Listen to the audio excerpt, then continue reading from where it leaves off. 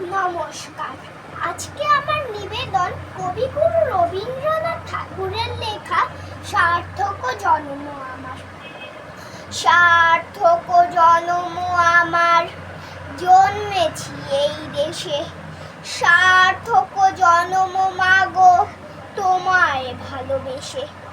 জানি নে তোর ধন রতন আছে কিনা রানীর মতন, শুধু জানি আমার অঙ্গ জুড়ায় তোমার ছায়া এসে।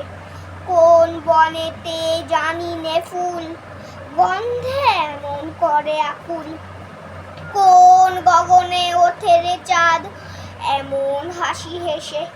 আখি মেলে তোমার আলো প্রথম আমার চোখ জুড়ালো, ওই আলোতেই নয়ন রেখে মুড়ব নয়ন শেষে। সার্থক জন্ম আমার, জন্মেছি এই দেশে। নমস্কার।